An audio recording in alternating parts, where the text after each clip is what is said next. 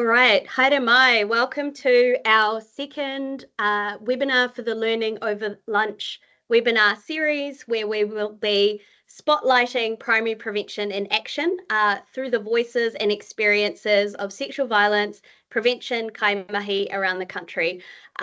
Before we get started, I'd like to begin with this beautiful karakia from Miro Irahapiti, which I find is a great karakia for self-regulation and grounding. Ha ke roto, ha ke waho, kia tau te Māori e kokerene i ngē peke me ngē heke, ko te rangi Māori e, taku e rapu nei, tihe Māori ora. So kia ora, I'm Hala. I use she, her pronouns, and I'm a sexual violence preventionist with over 10 years experience in Australia, Aotearoa, and globally as well. I have a PhD from the Gender and Women's Health Unit at the University of Melbourne, and my role at ACC is pretty awesome. It's dedicated to building a capable, diverse, thriving, Te-Tiriti-led sexual violence prevention workforce in Aotearoa. Before we go any further, I want to start by acknowledging the tangata whenua of Aotearoa and the mana whenua of Tamaki Makaurau, where I'm dialing in from today. Feel free to share in the chat who you are and where you're dialing in from as well.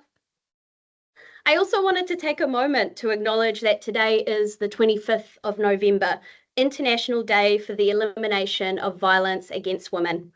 Violence against women and girls remains one of the most prevalent and pervasive human rights violations in the world. And of course, we know that New Zealand doesn't have a great track record either. I think it's important to recognise dates like today to honour those women and girls who've been affected by gendered violence, as well as those who we have tragically lost to gendered violence as well. I also wanted to acknowledge the origins behind the 25th of November date, which is a product of tireless advocacy from a group of Latin American and Caribbean feminist activist wahine. They advocated for this date to be the International Day to raise awareness about violence against women in honour of the 1960 political assassination of three Mirabal sisters who were political activists, badasses in the Dominican Republic. And that assassination was, of course, ordered by dictator Trujillo at the time. We owe so much to the legacies of feminist activism from the global south or the majority world that have shaped and continue to shape the pursuit to end gendered violence globally. So, as I mentioned before, in this series, we will be spotlighting sexual violence preventionists and their mahi. We define sexual violence preventionists as anybody and everybody, whether in a paid role or through a voluntary capacity, contributes to tackling the drivers of sexual violence. And of course, the foundations of sexual violence in Aotearoa are colonisation, patriarchy, and different forms of inequalities that intersect to create the conditions that hold sexual violence in place. So sexual violence preventionists can include sexual violence specialists like myself, whose role is mostly focused on sexual violence, but it can also include people from different settings and communities who whose work contributes to strengthen the protective factors that promote healthy, mana-enhancing relationships or reduce the risk factors of sexual violence prevention. And what I love about primary prevention is actually that there is so much scope for the imagination. So I've had a few questions about this webinar series. If you are interested in hearing about the next webinar series in advance, my colleague will be sharing a link to join the mailing list for future updates. Now, of course, as our webinar series may involve references to sexual violence and child sexual abuse, just a reminder, gentle reminder to, check in with yourself throughout, see how you're feeling. And of course, there is support out there if you need it. My colleague will also put a link in the chat to the Safe to Talk website. And of course, our friends, speakers here today are actually from DRM, which is located in Help Auckland. So they might want to share the Help Auckland details as well. But of course, you might also have friends or family that you would prefer to check in with instead. Okay, so without further ado, enough me talking. I'm really excited to introduce the fabulous Imogen, Liba, Erin, and Nana from DRM, and they are here to talk about their mahi. I'm a super big fan of their work, which creates a safe, nurturing environment for young women to grow their sexual violence prevention capability and leadership. I'll hand over to you folks to introduce yourselves. Kia ora. Thank you, Hala. I will just quickly share my screen also. And hopefully we can all see that, but please do sing out if there are any issues. Thank you all for coming along to hear our kōrero today. Thank you, Hala, for opening the space so beautifully. We're really excited to share about what we do with you all. And we wanted to start, of course, just by introducing ourselves. So I'll hand over to Erica to start us off. Hi everyone, I'm Erica. I've been an ambassador at DRM since 2018, and in April I joined an additional project coordination role at Help Auckland, and one more, I've also be starting a data administrator role at Help before the end of this year.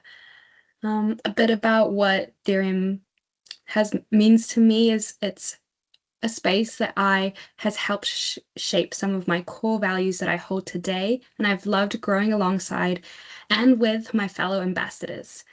I have a love for people and problem solving, so I'm currently studying psychology and software at the University of Auckland.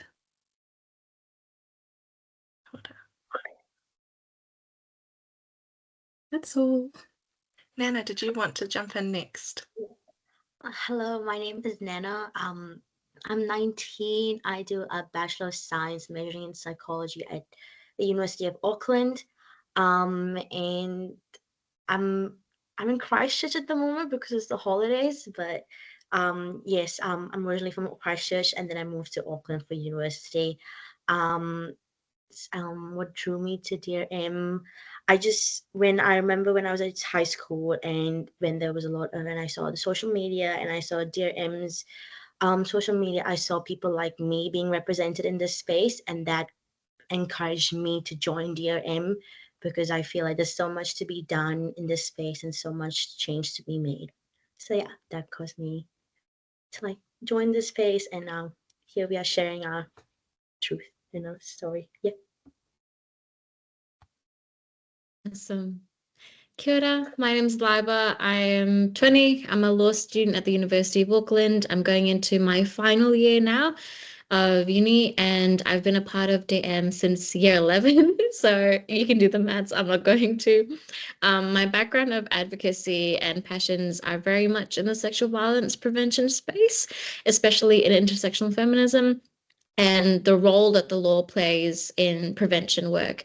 I am also currently working at the Auckland Women's Centre as a community organiser, and I guess in a nutshell, my job is ensuring that the incoming stalking legislation is fit for purpose, so not a small task.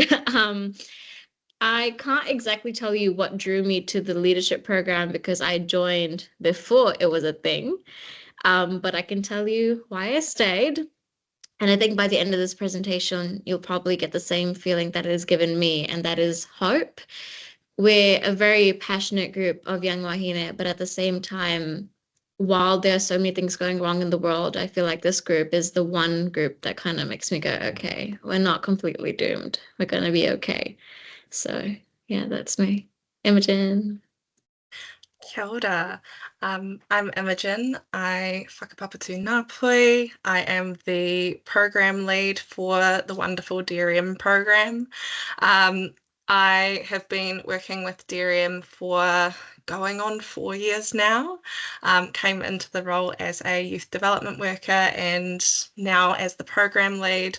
And what really drew me to this mahi was having been a young person myself who'd had the opportunity to be a part of spaces like this and how much that impacted my ability to define my values, work out where I wanted to bring my energy into my career. So seeing an opportunity like this where I could support other young people to do just that was just a dream job. So I'm thrilled to have the pleasure to work with these amazing young wahine and just so excited to tell you all about the space that we all love to be a part of. So we wanted to start off by giving you a bit of a whakapapa of DRM. Where did we start? Where did this thing come from? So as Hala mentioned, DRM is a part of Help Auckland, and back in 2013, Help Auckland, alongside one of our kaupapa Māori partners, Te Wahine Trust, engaged in a piece of research asking young people what they actually wanted out of sexual violence support services. And there were a whole range of important learnings that came from that pointed towards what DRM would become.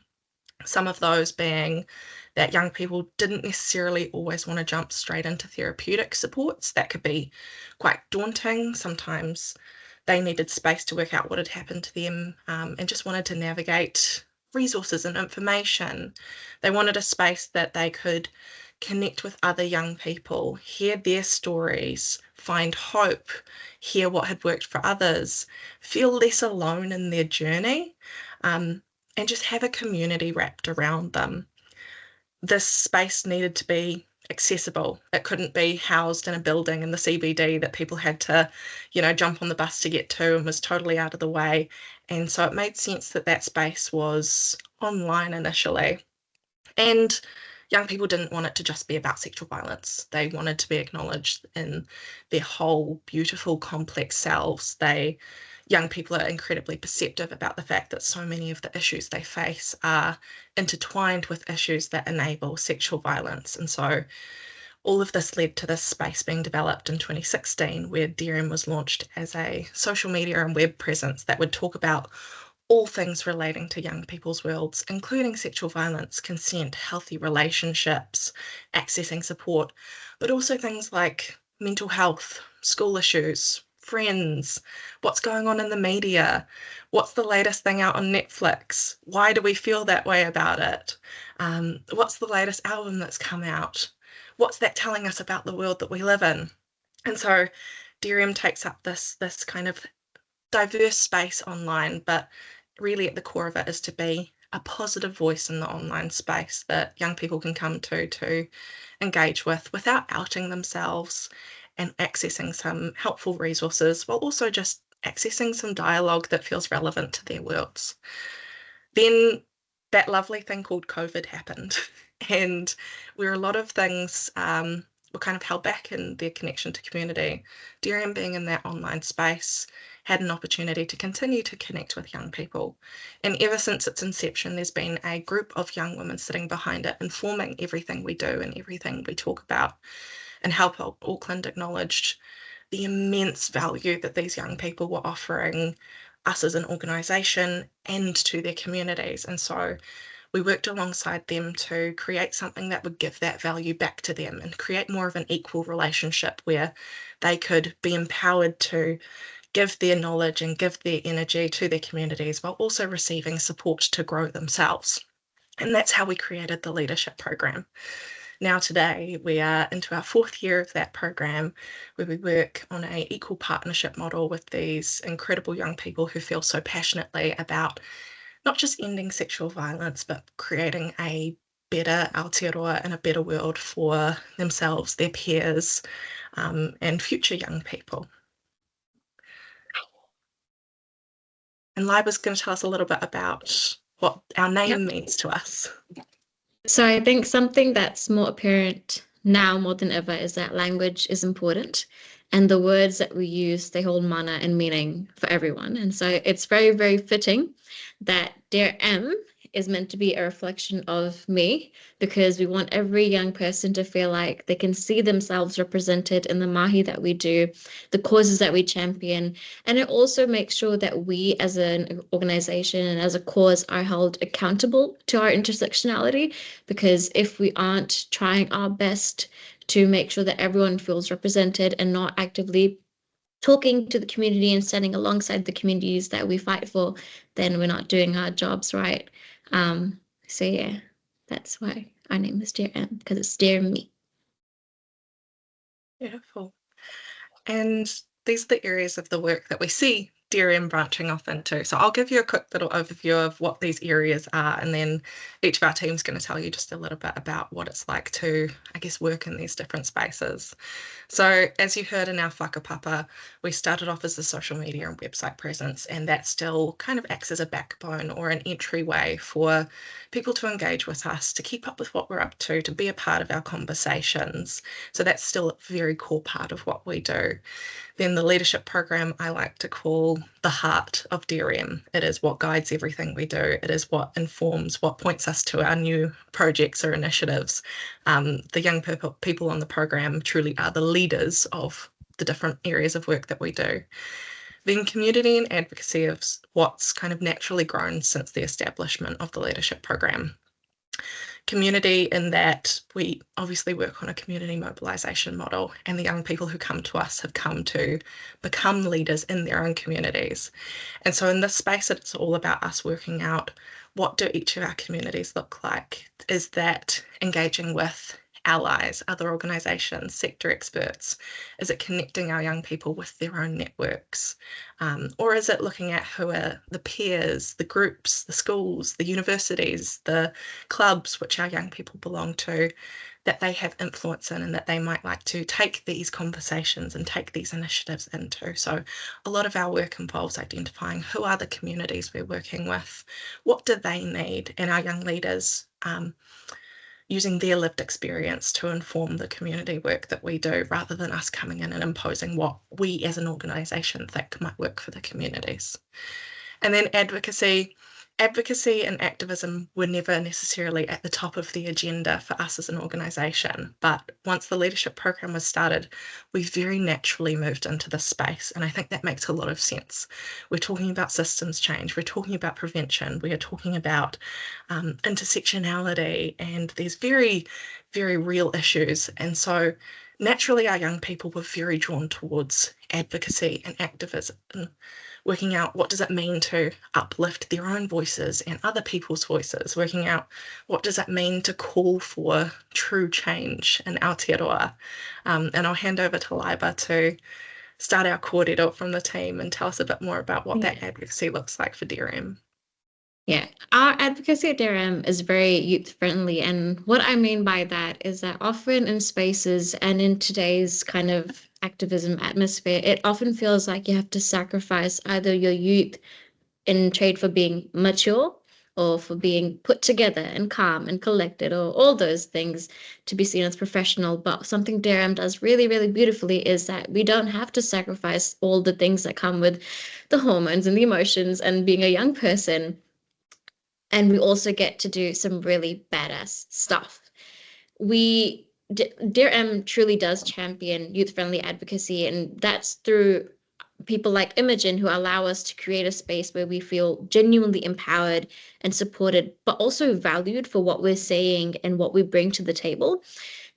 In all that, what we've managed to create over the past 4 to 5 years is sustainable activism, where not only are we pushing for causes, but also we're embracing collective care. We want to take care of ourselves. We want to acknowledge that, we need to put on our own life jackets first, and then we're going to save everyone else. And I do believe that it is that genuine sense of connection, understanding, and wanting to create meaningful change that our advocacy remains fulfilling and energizing. We very much revolve around the principles of, if we're caring for ourselves and each other in this room, we are going to help care for others outside of this room, and we're going to create a more equitable and a more safer world. Because as young people, we've got, at any given moment of time, 100 things going on. We've got friendships, breakups, relationships, life, uni. it's so easy to burn out nowadays, but I can't tell you the amount of times where I've just come from a long day full of meetings, I'm exhausted, but I just get to sit in a Dear M meeting in that space and I genuinely feel so full. My cup feels so full because I just know that these wahine, they get it. They just get it. I don't even have to explain myself or how I'm feeling, and they just know. And I think it's all of those things that make our advocacy what it is, because it is so powerful and it is truly a core part of what we do at DM. Yeah. I would like to follow on from that, and I want to say that like the DM members that are here and the DM members that aren't here, like we all know each other. Like we all come and bring all our different energies into this space, and that makes like the work that we do feel almost effortless in a sense. Like we have Imogen and we have each other, and we have like sort of guidance, but also it's not like we're being forced in any particular direction at all.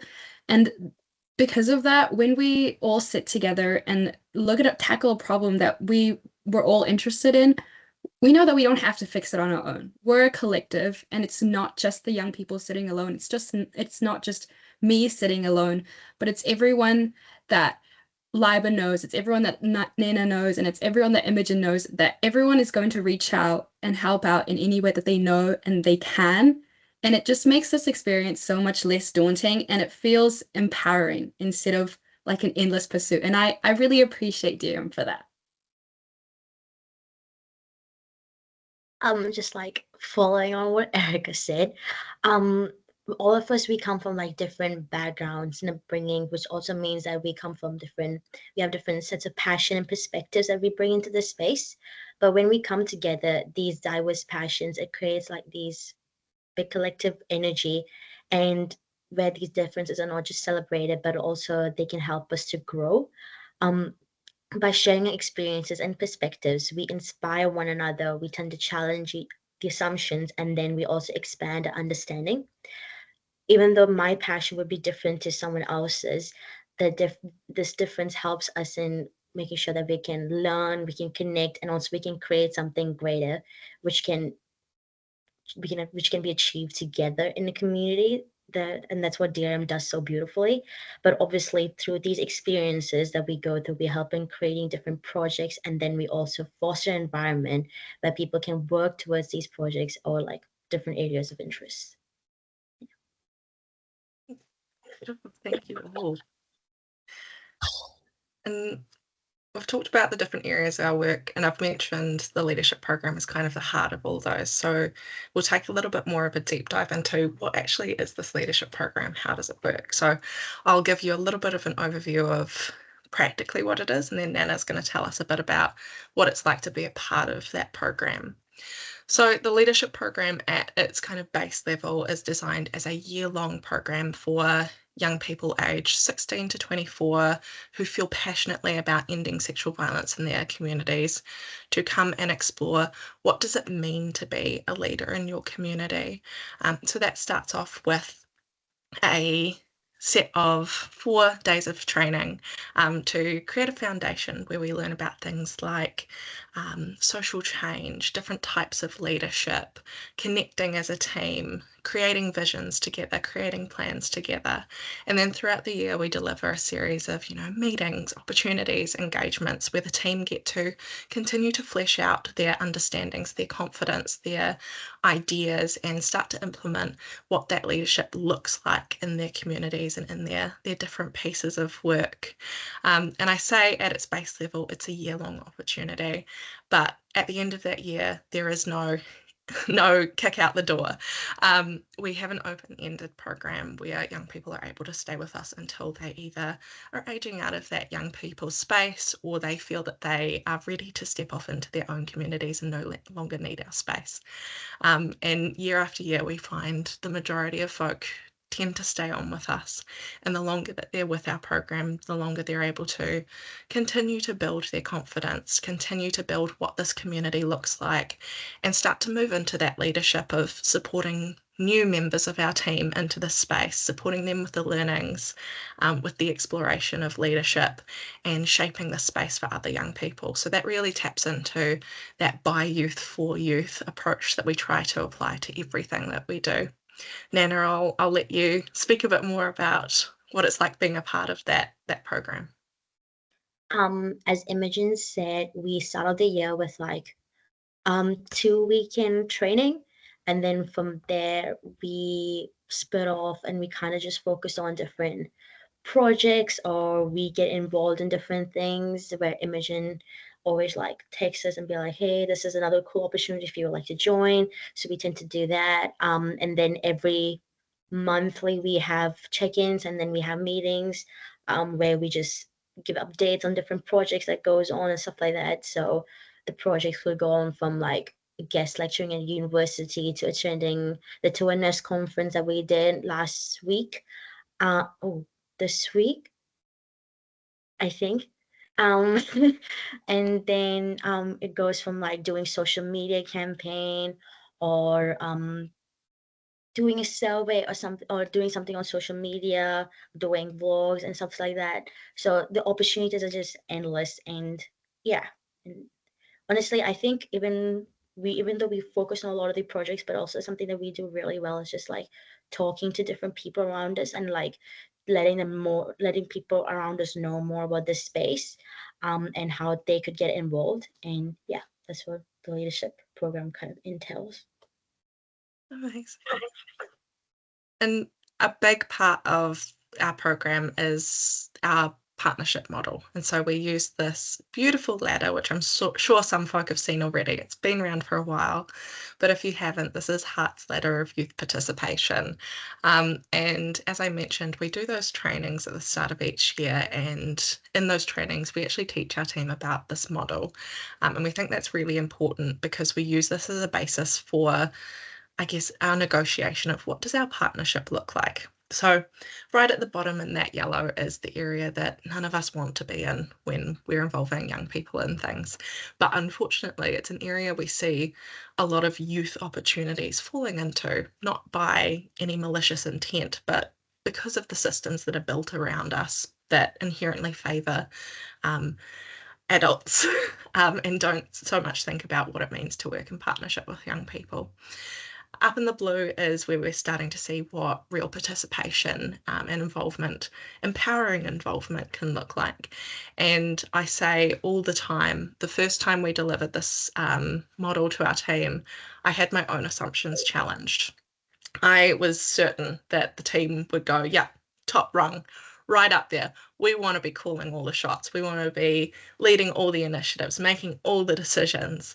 And then year after year, that assumption has been dismantled for me, because our team generally look to float between those top three rungs.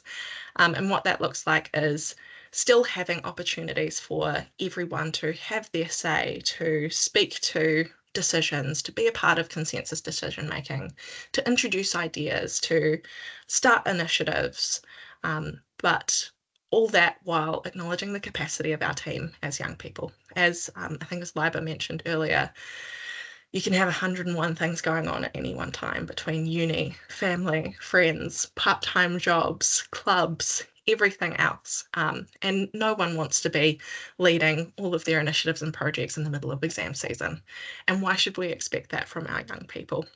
And so having this ladder allows us to navigate, what does that capacity look like for young people? How can we let them lead what the partnership looks like, while also creating space to hold things, hold the reins when our young people are saying, hey, we need to take a step back.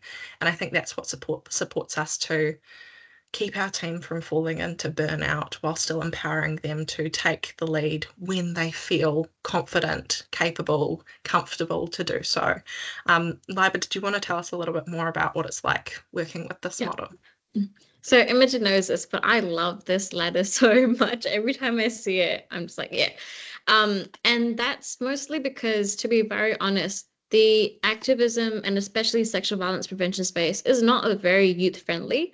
Often I'll hear conversations of adults talking about what young people are feeling, but there's not a young person in the room to talk about what they're feeling and what their experiences are like with sexual violence, especially nowadays with the media and with social media and all these things that are changing constantly, it's so important to be in true partnership with rangatahi. In terms of DM, when I first started, we were kind of on the fourth or fifth rung of the ladder in terms of we were creating an understanding, we were doing our groundwork, mahi. You can think of it as training days being our time to get our groundwork set in terms of, what do we want to do as a team? What are our values and that kind of thing? And then very naturally, as the year would go on, we would float in between the top 3 rungs of the ladder, like Imogen said. We weren't just talking or ranting about our ideas, which we do often and we love doing, but we were also being a part of those decision makings. We were making projects together, we were leading initiatives, and we had ownership over the mahi that we did. And I think one of the reasons why I love this ladder so much is because it's a good reminder for us as activists, but also in general when we're working alongside any other community. It's that, authentic participation is not just about being present. It's about allowing others to have a voice and an influence. DM's structure ensures that the adults in the room and the young people in the room are partners, and we're not just participants in a group. And so there's that sense of responsibility and also connection to the causes that we champion, rather than Imogen assigns me to do this, Erica does that, Nana does that. And so if nothing else, this ladder being used actively in DM is honestly proof that when young people are trusted with leadership, as they should be, they're not only capable of climbing this ladder, but we're able to build new heights for change. And it's so, so powerful what happens when you genuinely listen to young people, because we've got a lot to say. And so I love this ladder so much. Yeah. I love that passion. I'm not sure too many people would look at a model and go, I love this, but I think that's a real testament to how we use it in our program. And like Liba says, it's a real tool for accountability that allows us all to have this open conversation about what partnership looks like, and gives our young people something to point to as well if we're ever slipping down those rungs, to go, hey, this is where we committed to being in our work with each other. Let's go back up that ladder again. And another really key part of our work is our vision. Erica will tell us a little bit about what building this vision looks like, and then I'll tell you a little bit about why we see our vision as being really important for holding the mahi that we do. So every year we come together and we create a collective vision. It happens in our training sessions on our very last day, I'm not wrong. And the way that the process works is that all of us are given like a sheet of paper, and we just write down what we want the world to look like. And there's like no other prompt other than like, if we could design a world, what would we want that to look like? And then we all bring our visions together and we try to make a collective one. Over the years, as I've been in the program, well, honestly, every single year, it has gotten longer and longer. And I'm convinced that one day, like next year, it's going to be a pamphlet. And then like 3 more years, it'll be a book. We'll have a book on what we want the vision to look like, and we'll be able to hand that out. And what it means for us is that like, we are all putting our hope into this document, this piece of paper, these words, and we can see ourselves in each part of it. We know who's collaborated what, and we know that what other people are also envisioning, and we're all striving towards like a collective future, and it all brings us together. It's like our sense of pride, and I feel like it does guide us in our work. We're not always able to ask everyone like, hey, is this all right with us, or does this project align with our goals, or should I post this, is it relevant? But this is always something where we can look back on, and it's a tangible document that we follow and guides us.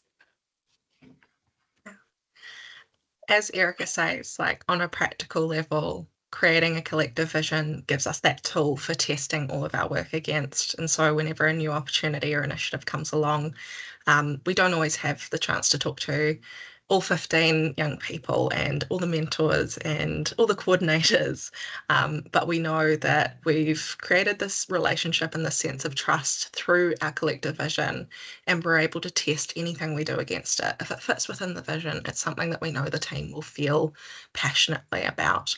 So that's the real practical side of our vision. But again, as Erica says, it's this way that captures the passion and the hope and the feeling that draws us all into this space.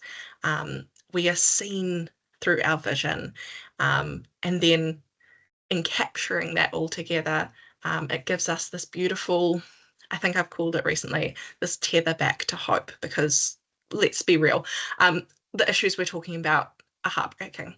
They can be really challenging. We can have really, really hard days where it just feels like the whole world is terrible and we don't know how we're going to fix it. But having this shared vision enables us to be tethered back to that collective. Every single member of our team believes in this vision. And I don't mean believe as in they think it's written great. I mean believe as in they believe our vision is real and it can be achieved. And so when you're having a day that you feel challenged, you feel downtrodden, you're not sure how we're going to do this, that's okay, because there is a collective of people who are going to hold that vision for you and go, there is hope. We will wrap our care and support around you on this day and we will build you back up. And it's okay that you're allowed to have those days. And I think it's a real important tool for our collective care as a team, and really embedding that sense of hope in everything we do. And the picture here, as Erica said, it grows every year. We always take the vision from the year before and throw that into the mix of everyone's visions, because that allows us to also acknowledge the folk who have been a part of the team and left in the past. We really want to capture the voices of everyone who has been a part of this journey with DRM. And this vision here, I think, is from about 3 years back. On our next slide, the team will read you what our current vision is, and you'll see that growth over the last few years and how that captures who we are as a team, the way we want to approach our work, and the world that we want to envision together. Oh, that jumped really fast, sorry. There we go. Yep. That was a bit of a spoiler, Imogen.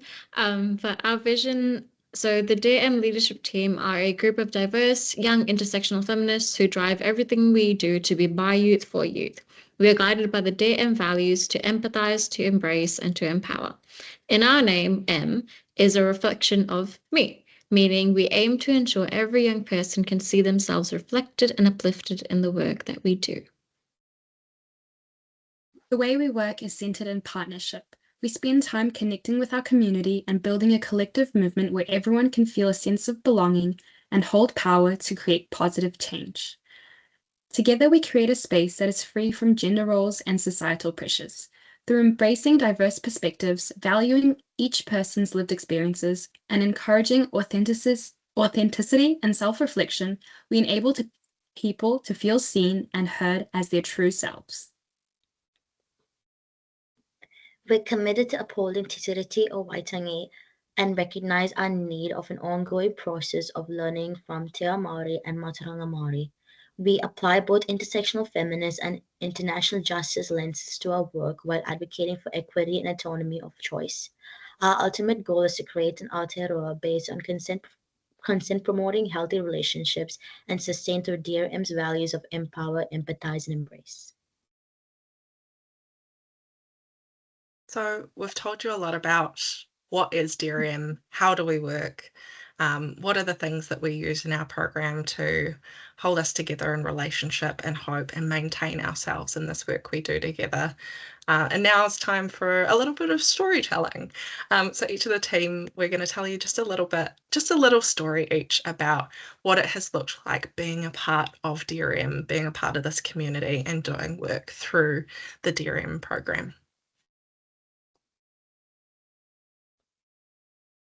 So this section is about me. I've been here since I was like 15 and I'm 21 now, and I feel like being able to meet and be a part of DRM has made such a huge impact on my identity and my values.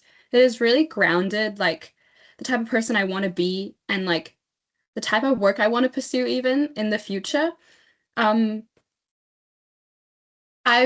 Through this, I've met so many beautiful souls and beautiful people and been able to be a part of different opportunities and projects. For example, this year we went to Zine Fest and we all sat together one night and hurriedly made Zines to put in, and we got them all done. And also in 2022, we went to the TONES conference where we were able to present a similar presentation to this, honestly, and talk to other voices in the sector who might have not seen work like that we do today. And every year we go guest lecturing as well at UOA. That's me. Thanks, Erica. Liba. Awesome. So consent law reform is what Imogen always hears me say is my baby. And it began 2 years ago now. It was a product of a rant, very much. I was 17 at the time, and I had just gone through the police system and had a very poor experience. Also a first-year law student at the time, so, I was like, I know the law. I did not. But I very quickly realized that our laws are very much flawed when it comes to sexual violence and keeping young people safe. For example, we don't even really have a definition of consent, and an age for consent is not necessarily mandated. From there, I did a rant. I was angry. I was tired. I was doing youth parliament at the time, so I launched the campaign there during my speech in parliament, and we started a petition, and on my 18th birthday, we closed the petition with over 12,000 signatures and then presented that to parliament, did a handover to the amazing Marama Davidson, and from there, we did an oral and a written submission to the Petitions Committee and the Justice Select Committee, and we received a report from the Justice Select Committee, and they agreed with the recommendation that government should reevaluate our laws. Unfortunately, government's changed, and so it's come to a bit of a pause. But the campaign is very much a result of DM uplifting me and supporting me. It truly does take a village.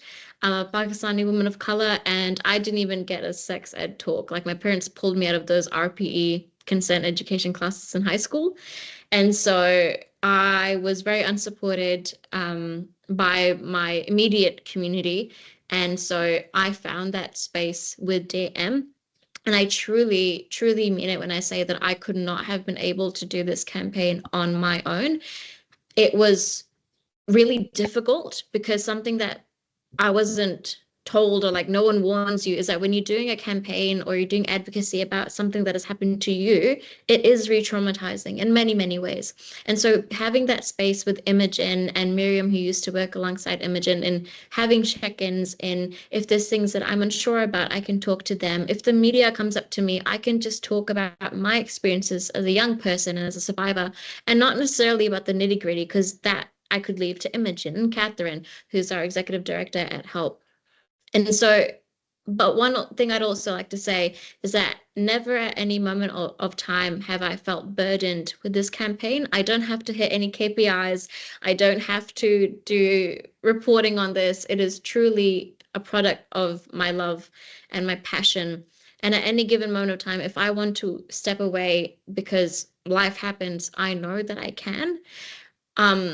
I truly, I'm repeating myself, but I could not have done this campaign without the people that have stood beside me, and those people are DM. And it's so cool. Yeah. And Nana and I are both going to speak to this slide. So this is another piece of our work, our school counsellors advocacy, which takes shape in a couple of different ways, but essentially it started a few years back, quite early in the program, when in those kind of meetings and spaces we host to connect to the team, a lot of our team were coming and sharing their experiences of really negative experiences of school counselling. And the more stories we shared, the more people were able to resonate and go, oh, we've all had some pretty shit experiences in the school counselling system. And then we started talking to peers, and that sentiment just continued to kind of reflect back. And that was really challenging for us, because we wouldn't want to think that school counsellors are bad people. In fact, most school counsellors that we've met are wonderful humans who want to do good. So there was clearly something that just wasn't quite right there, but we couldn't put our finger on why are people having negative experiences with school counsellors, especially when that's kind of the first line young people are offered when something goes wrong in their life, is go talk to your school counsellor. So we cast our net wide. We reached out to some counselling associations, different schools that delivered counselling training, different spaces, just to ask, just to bring them in for a chat to go, how do you do your work? What does it mean to hear from young people, get feedback? And we only heard back from one person, and he is a lecturer at the University of Auckland who delivers a course, a postgraduate course, so quite often teachers retraining as counsellors. And he invited us in to become guest lecturers once a year. So that's one avenue that our advocacy has taken from that rant, that conversation that we had as a team. And another is that one of our team is now engaging in a piece of research to collect youth voices about their experiences. So it's been really beautiful seeing how different members of the team have taken this issue in different approaches. One in a way to teach counsellors about what does it mean to receive school counselling as a young person, and one in a way to uplift young people's voices and really hear what is and isn't working, so maybe we could advocate for some different changes or approaches. Nana's had the opportunity to be a part of those guest lectures recently, so she's going to tell us just a little bit about what it's been like as a guest lecturer. Okay, sorry. So we get in and then we talk about our experiences with school counselors, and to me, it felt like a very honest conversation with the people there, more than actually like standing up and like looking at a PowerPoint and just lecturing the entire time. It was more of an engaging thing, and we would be there, we would say our experiences, and then we would talk to these people who are like interested in this, and then we would have conversations with them, and they would say their experiences with the counseling that they have like gone through, or like the people they know of that have gone through counseling and everything. And it was just, to me, it just felt like we're in good hands in the future, because I feel like there are so many people out there who just open to change, and they're very much willing to understand and grow, and also be better in like help create change in like the most positive way. So yeah. Amazing. And before we close off, I know we've kind of gone a bit over time. We love talking about our work, clearly, but we just wanted to leave with a little message about, DRM we do a lot of work, we're in a lot of spaces, and we hope to continue to grow, and we just wanted to share each of our hopes of where we want to see this work, this mahi, this kaupapa continue to move into. It looks like Liba may have dropped off. She was having some internet issues. So I can speak to her hope in her absence. But Liba has spoken a lot about how DRM has given her the space to pick up on the advocacy of those who have been in the space for decades and really feel a part of a history of change making, feel connection to the journeys of this space, and that's really given her a sense of belonging and a sense of hope that she's not alone. So she hopes to continue to be a part of upholding that legacy, being a voice for change, and welcoming new people into this space, into this journey, to continue to build that, I guess, ever going chain of standing on the shoulders of giants. Erica, did you want to share a little bit about your hopes? Sure. My hope is that our community grows, not only the leadership program that we have, but the vibe, for lack of a better word, like the way that community, like DRM members and our organization is like centered around safe spaces and being able to communicate to each other in safe ways and calling each other out gently and calling each other in is what I would love to see in all spaces. Like, we are in specifically the sexual violence prevention like sector, but I would love that if everyone communicated in this way, there would just be so much less, there would be so less there would be less bad things in the world, okay? And as I've gotten older, I've become more comfortable speaking about Dear M and what we actually do, because, you know, we also are social media, a group for women to just come in and feel comfortable. And since I've started having more conversations, it's really like grounded me and made me realize that people don't speak about it because no one else is speaking about it. And because I'm speaking about it now, people are coming to me and seeing me as a safe space. And I feel like that's the impact of me being in the leadership program and growing up in the Dear M community. I now feel like I am equipped to be a safe person, to have conversations with different people, even though I'm not a full-blown adult with a degree in the field working full-time already. And I'm grateful that I have the skills to do that. I'm grateful for Dear M for teaching me these things. Nana, do you want to go? Yes. So, my hope for the future, I would love to do like a little, along with everyone else in the team, like a little TED talk. I think that would be so sick. Sorry. I just think it would be cool to like talk more about the program, but also like, well, talk to people around us more about the things that we do, and also invite them into the space, because I feel like there are so many people out there who are passionate to do more, who are willing to do more, but don't really know how to start or where to start. And I would love to have like more clubs in schools, like getting a feel of the Dear M vibe and like what we can do. I mean, and then just encourage more young people, even at school, even in high schools, that they can do a lot more, and yeah, just like equip them and like be a support system to them. Yeah, Imogen. I see Libra's back. Libra, I did speak to yours I'm about in back. your absence, but if you wanted Can to... you hear me? Yes, we can. Yeah. Sorry, my Wi-Fi crashed. That's okay. University Wi-Fi. Okay. I don't know how much Imogen said or what she said, That's fine. but I'm gonna say it again because anything Imogen says should be repeated. So something that gives me hope very, very often is that something I've realized being a part of Dear M is that there is, well, I'd say it's quiet, but we're not really quiet. There's a powerful and loud connection between everyone in the sector. It's you, it's me, it's us. I call it an invisible string, and that ties us to everyone who believes in a better future, who envisions a society built on respect and understanding.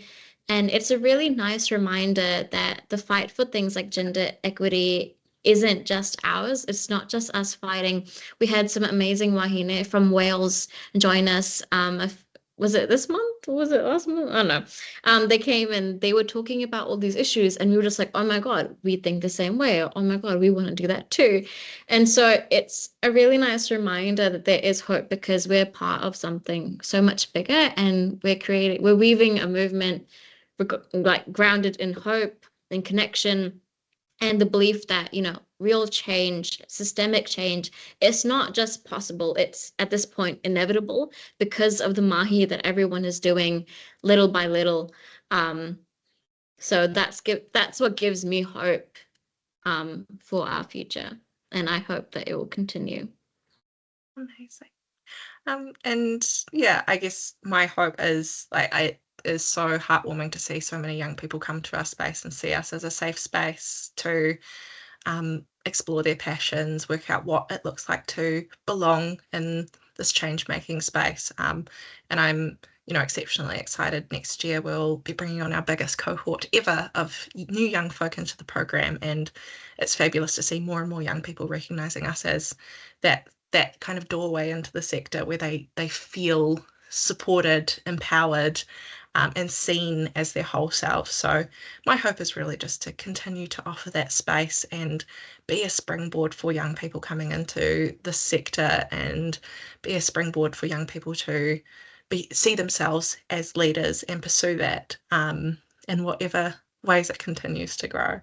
That is us. I will stop sharing. Apologies, we haven't left much time for questions. That's all good. I'm sure everyone was really grateful to hear not just about the work you're doing, but also the experiences of being part of the work. I know that as someone who identifies as being youth adjacent, I've certainly learned a lot today about things that I can and that we could do better to ensure we're meaningfully engaging young people or involving young people in the work that we do. We do have a question from Gayleen. She asks, they are asking, hi, can girls join the leadership program outside of Auckland? Fabulous question, which Nana could speak to as well. Yes, so we only do a recruitment once a year, but that is not limited to Auckland. It initially was, but the more we saw folk from outside of Auckland expressing interest, we really questioned why we would exclude young people who are really keen to be a part of the space and who are willing to adapt to being a remote team member. So yeah, Nana could share her experience about how you joined from Christchurch and yeah. I was in a group in high school, and DM kind of was in a partnership, I think, with them, like giving them kind of like the resources and everything. And then from there, I was like, you know what, if we are already in a partnership with them, so might as well just join the actual group. So then I applied and did my interview process, and I got in. So my first year so this is last year when I was doing the program, I did all of it online. But yeah, it changed because when I shifted to Auckland, it was a lot more in person, but at the same time, the vibe and the feeling of everything is just still pretty same. So, yeah. Awesome. Thanks for sharing. We also have a question from Anna, who's asking whether you'd consider running a webinar for school youth counsellors on your experiences. Erica's looking very keen to reply to that. Yes. I would love Awesome. to do it. Yeah. We'll make sure you're all connected. Yeah, absolutely. Okay, we have a few more minutes before we finish up today, and I have a big little question for you all. Obviously, one of our priorities here at ACC is to grow the sexual violence prevention workforce. I'm really keen to hear what you think we can do to make sexual violence prevention a career of choice for people in the future. Great question. Are the team happy for me to speak to give you guys some time to think? I think in one way it's role modeling it as a career, like really platforming like what DRM does, obviously having it out on social media going, these are the things we are engaging in, these are the journeys our team have been on, thinking about Erica, sorry to talk about you while you're here, but your journey of, now doing some work with us as well, like really being able to capture what are the pathways into the sector, what does it look like to come into prevention or come into sexual violence work when it's not just crisis or therapeutic roles. So I think that's a really important one is storytelling, and another is providing spaces like DRM or other communities or networks where folk can come to engage on a really person-to-person level, understand what this work might look like, because prevention is so diverse, and get a feel for what might their space be here, what could they offer from their lived experiences, how could they work within these communities, because prevention should also be inherently community-based. None of us can do it in isolation. So I think more spaces like this where folk can come to test the waters a bit, find their role, their jam, and then move into fixed, long-term positions. And we love long-term contracts as well. Give people opportunities where they can stay here and grow roots. Yeah. Erica or Nana, did you want to share anything on that question as well? Not in particular. I'm a bit conscious of time. I'm watching people say bye. Bye. I agree with what you said. Yeah. Awesome. Well, thank you so much for your time, everyone. I feel like we've gained a lot from hearing the four of you speak, and if anyone is interested in connecting with the DRM folk, feel free to shoot me an email. A colleague of mine will post it in the chat now, but I'd like to finish us up with a karakia to close the space. Whaia, whaia, whaia te tika, whaia te pono, mō te oranga tangata, kia puta ke te whae au, ke te ao marama, homie, hui e, taiki e.